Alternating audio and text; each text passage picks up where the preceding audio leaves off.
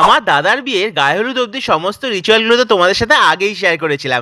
তাহলে চলো আজকে বাঙালি বিয়ের বাকি নিয়মগুলো তোমাদের সাথে শেয়ার করে নিই। তবে প্রথমেই কিন্তু গায়ে হলুদে ভুরিভোজ নিয়ে এসে গেছি।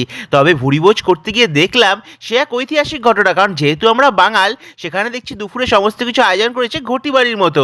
কেন বললাম বুঝতে পারলে না তো? প্রথমে যে ডালটা দিয়েছে খেয়াল করেছো, সেটা হচ্ছে বিউলির ডাল, সাথে নাকি আবার আলু পোস্ত। এই তো পুরো ঘটি বাড়ির কম্বো। ধুর, খাবারে কি আবার ঘটি বাঙাল হয় নাকি? আসলে আমি একটু মজা করছিলাম।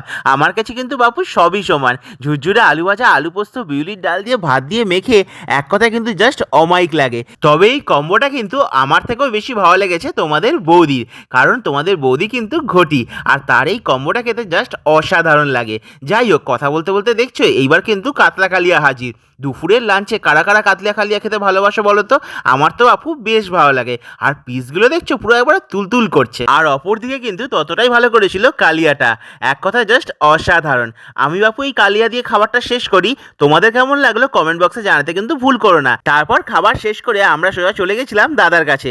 সেখানে গিয়ে দেখলাম দাদা তো ফটো আর ভিডিও শুটে একদম বিজি হয়ে গেছে। তাই আমরাও আর দেরি না করে তার সাথে কিন্তু বেশ কিছু ফটো আর ভিডিও তুলে নিলাম। Subscribe for more.